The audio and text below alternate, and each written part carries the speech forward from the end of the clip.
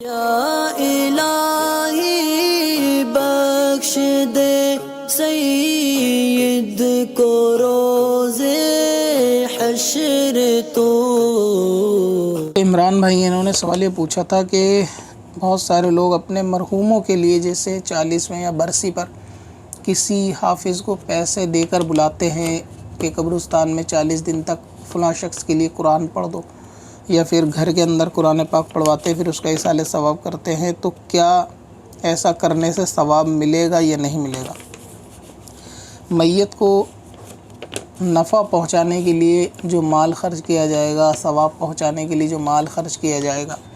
یا جو اس کو عبادت ایصال ثواب کی جائے گی، تو مردے کو تو اس کا ثواب پہنچے گا۔ اگر ان کے گھر والوں نے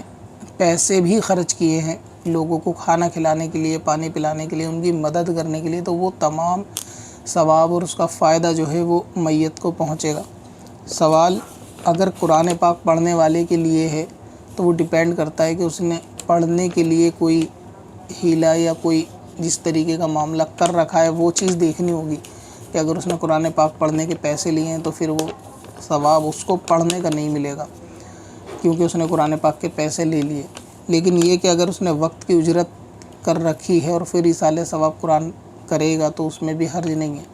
اور رہا یہ کہ پیسے دے کر پڑھوانے میں، یعنی یہ کہ پڑھنے والے کو وقت طے کر کے اس کو پیسے دینا یا اس کو اجرت دینا کہ اتنے وقت آپ یہاں رہیں، یا یہ میرا آرڈر سے آپ یہ کام کریں اور میں آپ کو اتنے ٹائم کا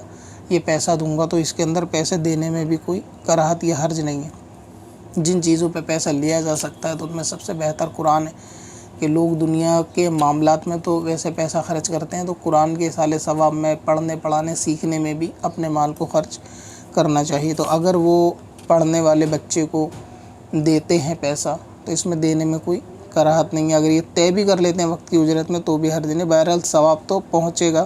میت کو اگر ایصال ثواب کے لیے جو مال خرچ کیا جائے گا یا قرآن پاک پڑھا جائے گا۔ اب اپنی قضا عمری نمازوں کا حساب لگانا ہوا اور بھی آسان۔ وزٹ کریں qazakalculator.smswarsi.com پر اور اس کیلکولیٹر سے اپنی تمام قضا نمازوں کا حساب منٹوں میں کریں اور ڈاؤن لوڈ بھی کریں۔ کب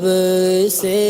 اپنی خطاؤں کا شمارہ